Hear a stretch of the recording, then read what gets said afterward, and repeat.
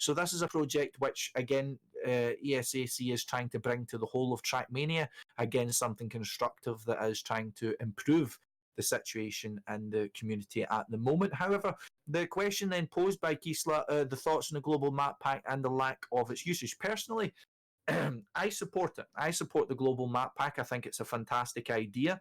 However, it's an idea which I think is always going to struggle to work in Trackmania because of the fact that competitions are always organised by different people. One of the prime examples is Zami brought up in the tournament which I was just casting, which was Trackmania Stars CPS 21, which is known for having harder maps, longer maps, and one of the specific maps had a bit of a reputation for being more difficult, and we're seeing even the two teams on display, UB Team and M&M, making a lot of mistakes on that map. And I can only think in that sort of tournament, that is an absolute nightmare for anyone, in the lower divisions. There's going to be significantly more crashes.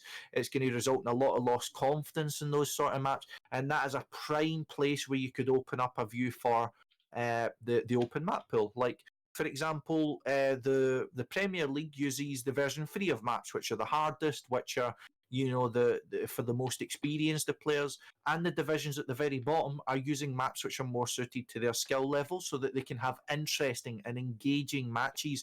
And I'm very disappointed at the complete lack of usage by tournaments outside of what ESCC are organising themselves. I'm not surprised, but I'm disappointed that for all of the opportunities that we talk about, even in this podcast, that there's such a lack of usage of the tools that we have, which present those opportunities. I mean, I don't know if you've kept yourself as up to speed on that, Mr. doing the research, but I mean, would you have any response to that at all? Well, I don't understand why organizers want so hard on own map pack instead of trying to help out the online community at the moment, because the CPS is taking place at the moment, most prestigious team event, at least for many years. I don't think too many casual fans even cares about this going on, because you don't have the biggest players there anymore.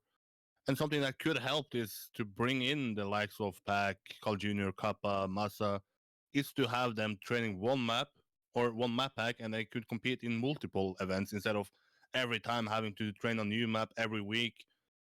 This is not going to happen, and then you're going to end up with not the best players playing, and then the prestige is gone, the interest is gone, and you're going to end up with like the PTC, I think it was. We just have a POV of one of the players with 15 viewers of a grand final.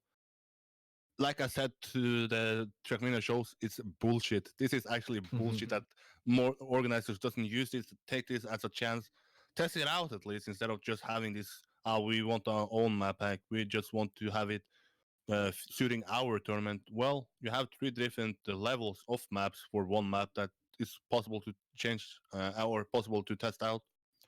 So yeah, if I was still hosting events, I would use all the maps, because it takes a lot of time to just put out a map request, find map testers, and all of that. So yeah, it's bullshit that more organizers doesn't use them. And it's something I hope that a story for 2020 that maybe ESAC Open or Global Open Map pack is gonna be something that changes the online scene, because at the moment it's, at least prestigious wise, it's just going downwards, and I think less and less casual fans cares about it.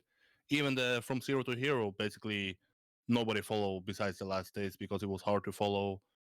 And yeah, hopefully it changes. Yeah, I guess the theme of this podcast has been that 2019 has been a bit of a year of contention, shall we say, and 2020 we hope for change, and we hope for positive change opportunities. Hopefully it will not go astray. But I mean, exactly, ESAC is one of the opportunities we have to make things easier, to make things better. I mean, exactly as you were saying there, a lot of your faces aren't interested in tech as much anymore, and I certainly don't blame them when you're having a few new maps each week or something like that in some cases, and you're just not as interested in them anymore. Or say, you're having tournaments that are on in times you can't play, team matches you can't play. Or example, in a team dynamic, you're having maps of which you've trained, and one of the biggest problems in team matches and why a lot of people don't focus on them as much anymore is you can be in a team with a good team, you can train a lot for a match and not play in it because you don't get the spot. Your other teammates get the spot. Whereas if you have an open map pool, or at least a shared map pool of some sort, then you have like straight away, okay, I fucked up. I didn't manage to qualify for the TMS, the two maps that I trained, for example.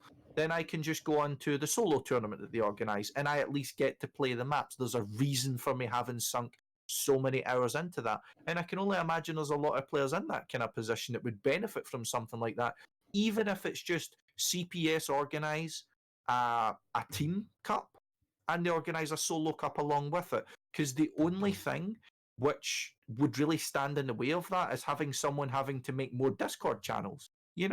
Like the map request is done. You would need to maybe do a bracket within tournament for the players, have some sort of incentive, but realistically, I mean, if it's a tournament that's going on alongside, I mean, think that when there used to be the ESWCs, you would have training tournaments for the ESWCs with no incentive to them whatsoever, but the players and even players who were participating in ESWC would still play it. Like this way, you can have cross division play. You can play against people from Division 1, 2, 3, 4, 5. You can play against other people from, you can play against people from your level, higher levels, lower levels, whatever the fuck it's going to be. You don't even need to put up an incentive to it, and people will still play it. But this just makes it easier to draw more attention to your tournament, and yeah, it's bullshit.